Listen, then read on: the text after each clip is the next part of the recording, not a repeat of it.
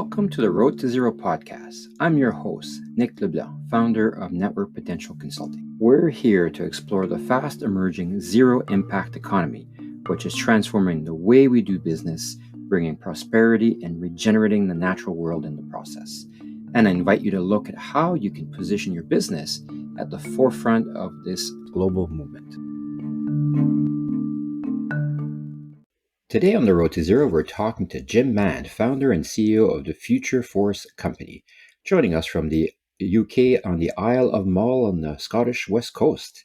Welcome, Jing, and thank you for being with us. Thanks. It's great to be here. Good to meet you. It is. Now, starting from a background in ecology, working in various startups, how did you get involved in a forestry startup?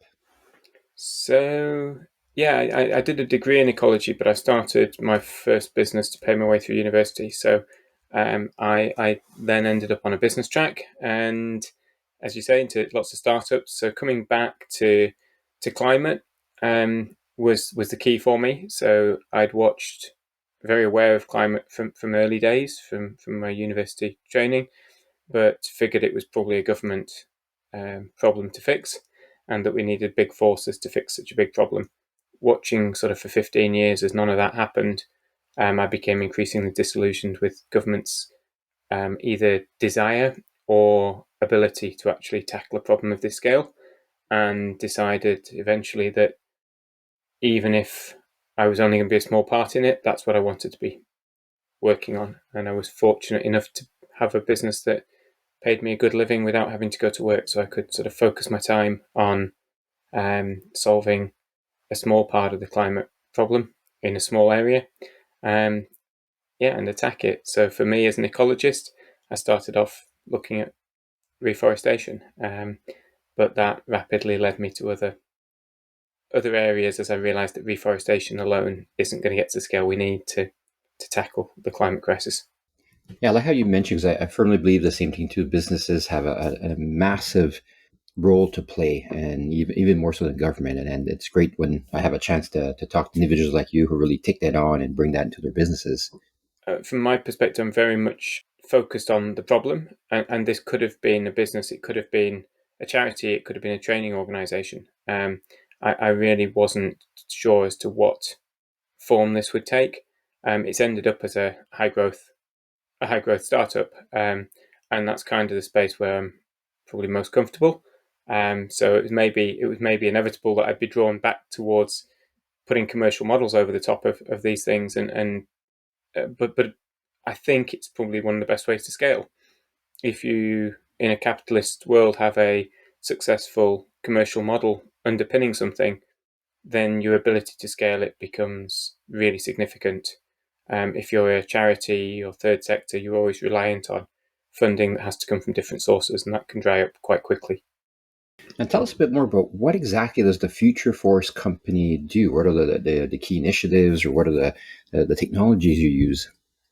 So we started with reforestation, but as I say, that has limits. There are relatively limited areas of the world where you can actually reforest successfully, assuming that we're going to get a 2-degree of warming and the climate change that will come with that. And even where we are selecting, so our projects are in Scotland. Scotland has a very stable climate, stable social, political, and economic system. So we can be pretty confident that our forests will still be intact, even with significant changes in climate. But the amount of land around the world is fairly limited for that. So we started looking at other potential solutions to co-deploy, and settled on biochar, which is taking waste biomass from agriculture or from forestry, and you cook it in the absence of oxygen to form a charcoal powder effectively. So a very stable form of carbon. And when that's put back onto the land, it has co-benefits. So it'll increase water retention, also benefits drainage, and acts as a growth medium for microbes and fungi. So there's all sorts of benefits in going through that process and putting that back down. And it stores carbon for a long period of time. So the carbon that was in that material that you've cooked is then locked up for hundreds or thousands of years, which effectively gives us a buffer for for tackling climate change. Then the other technique that we now co-deploy as well is enhanced rock weathering, and this is taking certain types of rock which would naturally weather and remove CO2 from the atmosphere. So the process, without going too deep on the science, is that water and CO2 mix when it rains, and you get a weak carbonic acid, which will react with certain types of rocks to form very stable carbonates, which then store the carbon for hundreds of thousands or millions of years. So this is permanent removal in human terms. And by co-deploying the three, we target getting more carbon removal. In actual fact, having sort of set off looking at these holistic things and putting them together, we're now starting to disentangle them and to look at them as independent solutions we can deploy in different areas. And that's how we're now scaling the business, with biochar in some locations, enhanced rock weathering in others. We don't always own the land underneath it anymore, but we always, under our forests, we own the land because that's the best way of ensuring permanence with tree carbon. So we always wanted to make sure we had best-in-class carbon. Okay, and I just get a sense. I can see there's, I guess you do different things depending on the situation, but is it usually at the time you're planting the forest you deploy these, the biochar and the weathering, or is that something you do maybe every couple of years? You'll put down some of those rocks. What's the process look like? Yeah, so typically at the moment we're working on a 3-year cycle for the rock, and biochar is more determined by feedstock and co-locating with the feedstock source. And we can do this during a forest's life or before a forest is planted, but also we can do this on arable or agricultural grazing land, for example. So this is partly why we've disentangled the three and said, actually, we can do this at a larger scale by using more different land types. And they all have different characteristics, but it gives you a much bigger scope to be solving the problem across. And that's what we need. We need really big ideas now, and big solutions to climate, and we need to deploy them quickly. And that's part of the attraction with both biochar and enhanced rock weathering, is we believe that with the right structural changes to the market, we can deploy them quickly. And to get a sense of how powerful those other methods you're using, I think you were saying, I think your website says about 10 times more carbon can be locked away than a normal forest would. Yes, yeah, but if you scale them out across the surface of the planet and look at the available land, you can be into multi-gigaton solutions, so several billion tons of carbon removal on an annual basis with both biochar and with enhanced rock weathering in principle. There's all sorts of challenges to getting to that level. That's ultimately the potential that those two technologies offer to us for removing carbon. Okay, very impressive. Now tell us a bit more about your business model of exactly how does it work. Do you have like a carbon credit system where companies will buy carbon credits and that's what funds your operations? Just get a sense how you're set up, or how you created your model inside this capitalist system. Yeah, so we have a couple of things with the forestry. We do tree sponsorships, and so someone might sponsor the planting of the tree, and then that's decoupled from the carbon credits. So we will then sell the carbon credits to somebody else later once they're created, once the trees have grown. But the model is we think of ourselves really as a carbon company, first and foremost. So anything we do is to remove carbon from the atmosphere, create carbon credits that we can sell to companies that are looking to reduce their carbon footprint. Ideally, we work with companies that have already done as much as they can to reduce the carbon footprint. So they're typically already improved their processes to reduce the amount that they're emitting. And we look to be that final piece in the jigsaw for them, the hard to abate bits for them. Then we offer them a solution for pairing that with removal elsewhere. We don't encourage this instead of lowering carbon footprint, because we need to, we've got about a 60 billion ton excess carbon that we put into the atmosphere every year at the moment. We should be able to remove about 50 billion of that, or reduce 50 billion of that by improving our processes. That's still going to leave a 10 billion ton problem for us. Even if we reduce everything to the maximum we can, in hard to abate sectors, we'll still need 10 billion tons a year of carbon removal. And so we encourage people to do their reductions first, because if they've done those reductions, well, we need them to do those reductions. It's very hard to see how we create 10 billion tonnes of removals. So we need to encourage as much reduction first as we possibly can. And then how much reduction of carbon or locking away of carbon have you accomplished to date, or you see that you will once, because imagine it takes a while for these forests to grow and lock in the carbon. So with what you set up, what kind of carbon removal have you put in motion to date? So our current targets are around typically around about 2030. And by 2030, we want to have removed about 1 million tonnes across each of the 3 technologies. Now, clearly, that still is a drop in the ocean versus what we need. But to give you an idea of the biggest removals companies on the planet at the moment, the likes of Climeworks, who've just unveiled their new plant, it's I think it's 4,000 tonnes, maybe 3,000 tonnes a year of carbon removals that their new plant will do. So Charm are slightly ahead of them. Charm are a pyrolysis company that injects the bio oil, and they, I think, have done about 6,500 tonnes of removal so far. So even though 1 million tonnes is small compared to the size of the problem, compared to where we are with the current solutions, it's really ambitious. So we're in this very uncomfortable position where we need these extremely ambitious scale-ups, and yet compared to the scale of the problem, they're really not ambitious enough. So we spend a lot of time thinking about how we can turn 1 million tonnes of removals then into 1 billion tonnes of removal, because that's the sort of scale we need to be operating at. Yeah, it's quite a scale up. And just to get a sense of what the cost of your carbon removal system compares to others, what's your cost per ton of removal? Or imagine it might be different depending on the solution you pick. Yeah, I mean, so forestry is relatively low cost. I don't know what that actually costs us to do, but we're selling that at below $100 a ton for the carbon removal there. We're fortunate with the climate and things here that trees grow well. We don't have a great risk of any risk really of forest fires and things like that. So it's a low risk environment. We can be pretty confident that that's just going to keep removing CO2.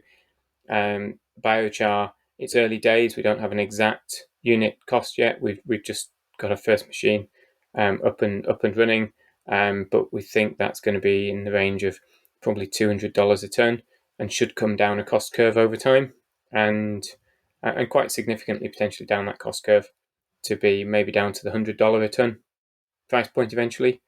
Enhanced rock weathering, it's currently costing us about north of $300 a ton for that carbon removal, and again that will come down a cost curve.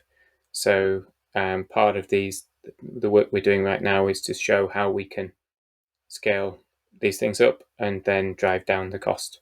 And some of that's in the processing, some of that's in the science, and the recording and reporting and efficiency gains we can make through having the right software platform. And there's lots of efficiency gains in several different directions with these things, and that's part of what we're trying to achieve. Yeah, here there's just a lot of really innovations to apply, and like you said, scale this up, bring this to market. So it's beautiful that you're taking these solutions and bringing them through that process.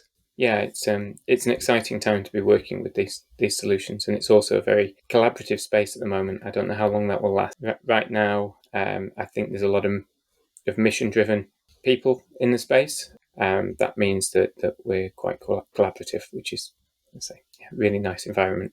And what do you see the future? So you're how much right now your goals are for 2030? What are your goals be? What do you see for the future forest company after 2030?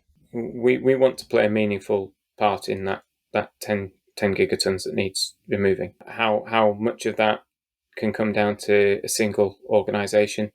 It is a difficult question. I see myself working on climate solutions for the rest of my life. This is the thing that it is the biggest problem of our time, and it's the most exciting thing to work on as a consequence. So we would hope to become the first billion ton removal company. That's what I would like to see us become, but we're obviously a long way away from that today.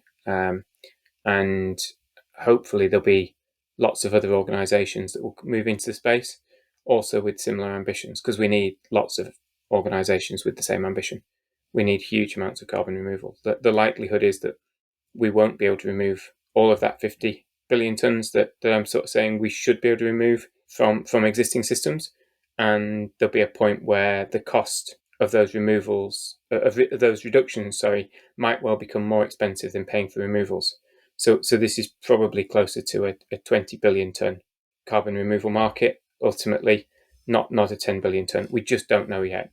So really, we take the view that this is a space we need lots of really great organisations in that are all scaling up rapidly, because we're going to need this if we're going to stabilise the planet's climate. Yeah, that's a really good point. And really what those figures, you're just talking about getting us to a zero or a balanced state without even thinking of removing the impact of 200 years of industrial revolutions that have upped up the baseline. So when you look at that, there's even a bigger potential to draw down the atmospheric CO2, if you will, to bring it maybe to a more stable climate, on top of just stopping increasing the runaway effect. Yeah, and the truth is we don't really know what that effect will be.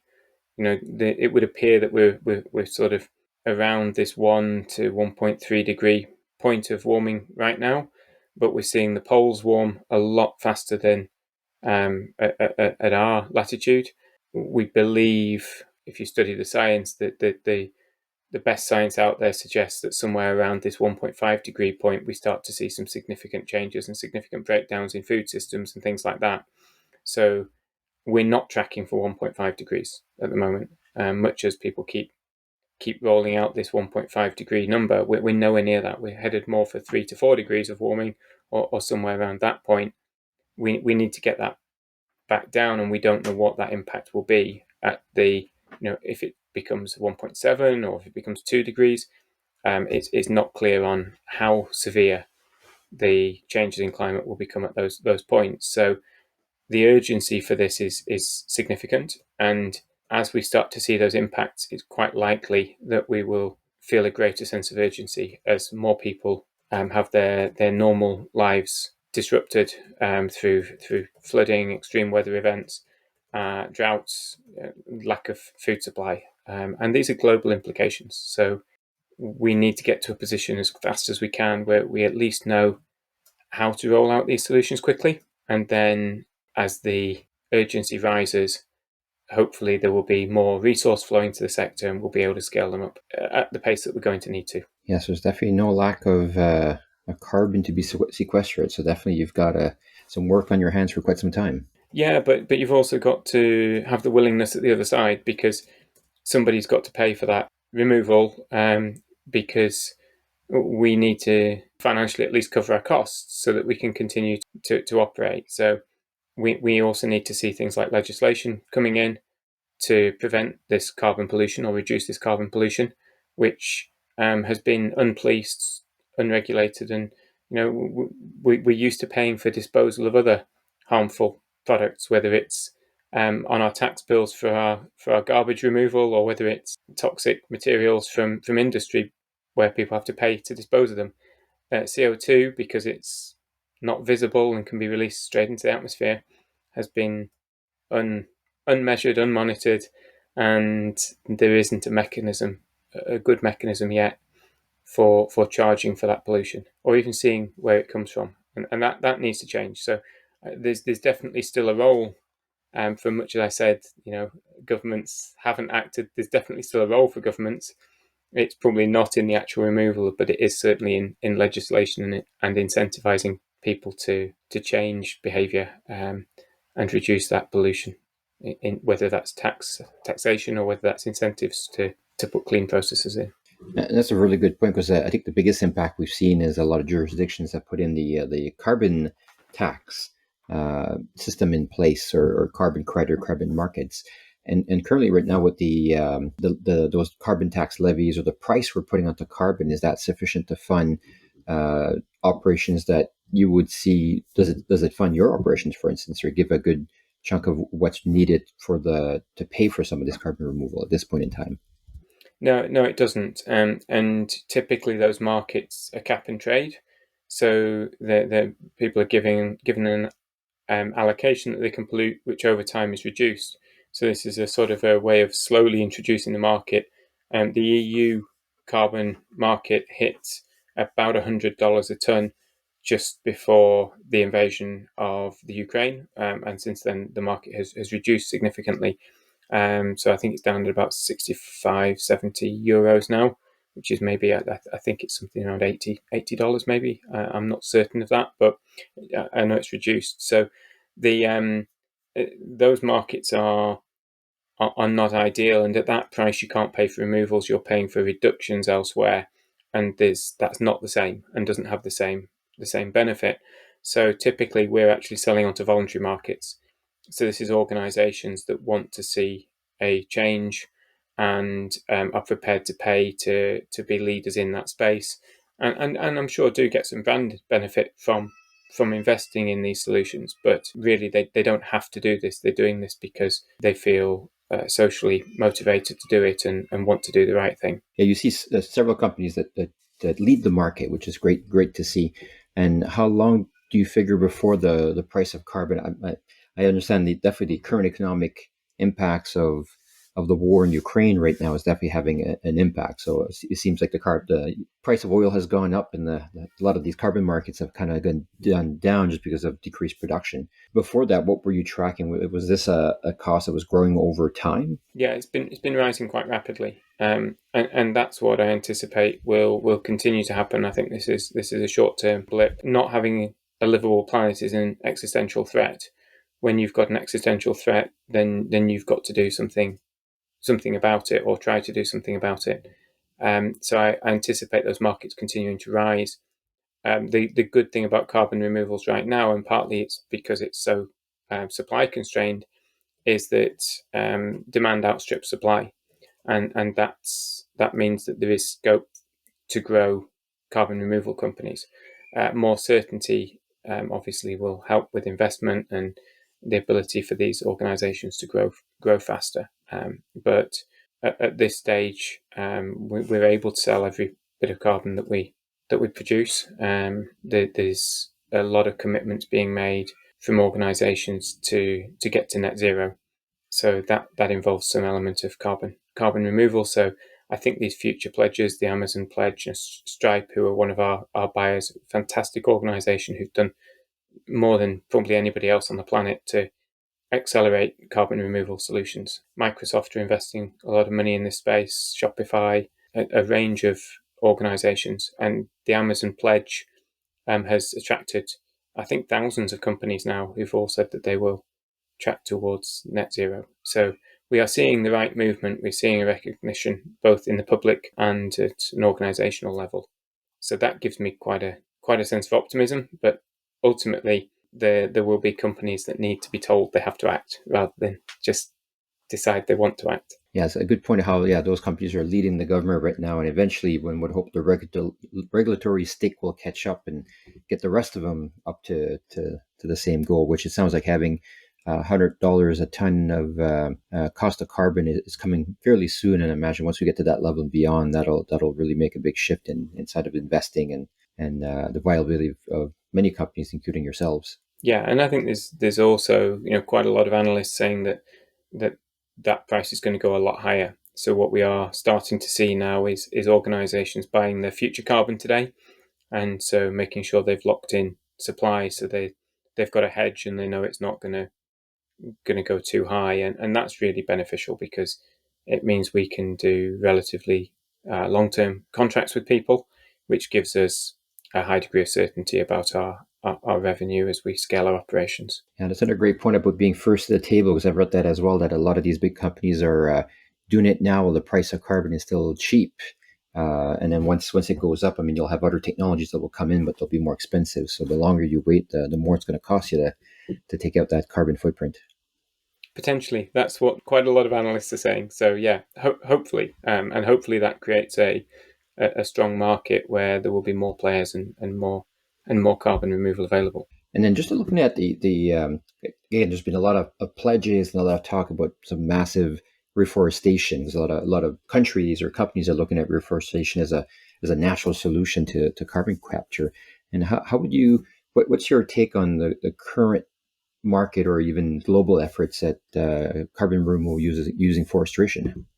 So I'm pretty pessimistic about forestry, actually. Having started in that space, we were very, very careful about the location we chose because of ensuring permanence. But there's a lot of very bad schemes now, and that won't sequester as much carbon as they're claiming. So I think reforestation and more so beyond just forest, but ecological restoration is extremely valuable. It's extremely valuable for biodiversity and for protecting the planet into the future. That actually is more important, I think, about from reforestation than the carbon removal element. There aren't that many places where the carbon removal is going to be high quality and robust. And we're starting to see schemes. I think I haven't tracked this recently, but I think that California's projects were predicted to go into a deficit this year due to the forest fires. We've seen big forest fires in the Pacific Northwest, across Siberia, lots of areas of the planet being affected as climate change causes longer drought periods, and there's inherent risks in forestry projects. That's not a reason to not do them, but it's a reason to potentially look at how we fund those and whether carbon is the right measure for those projects, or whether we should be measuring biodiversity instead and looking at them from a biodiversity angle. I think they're not going to be the solution to climate change. They will be an important solution to biodiversity, which is potentially a bigger threat than climate change to the planet remaining livable.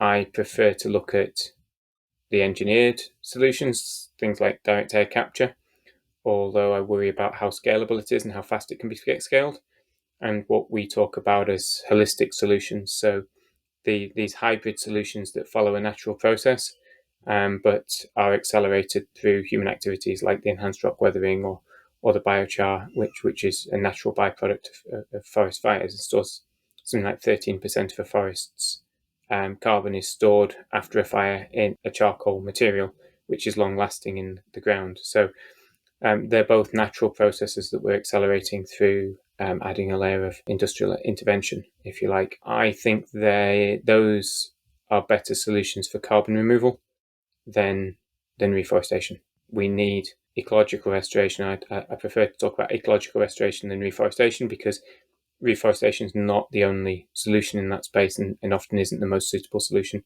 So restoring some of our natural steeps and grasslands, our blue carbon, our mangroves, which also protect coastal environments and habitats, and an element of reforestation is all has a place to play in that biodiversity side of things. Yeah, and it's I love the solution you've taken, where you're taking the reforestation piece, the ecological restoration piece, which is very vitally important, but you've added these different layers that greatly enhance how they work. So it's a beautiful solution of using technology and nature at the same time. So very, very elegant. I think it's just a natural progression when you look at the problem. Having those holistic benefits is really good. Well, thank you for sharing what your company is about, and definitely wish you luck. And just would like to give you the final word. What would you like to leave our listeners with?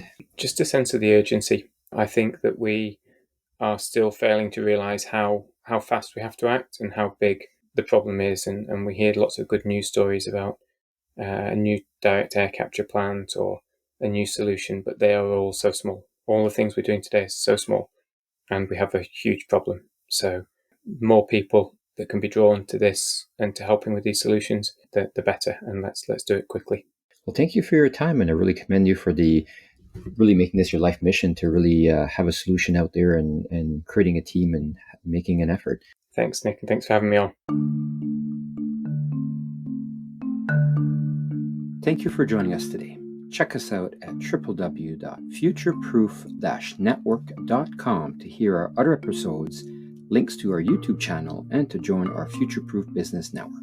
See you again on our next episode.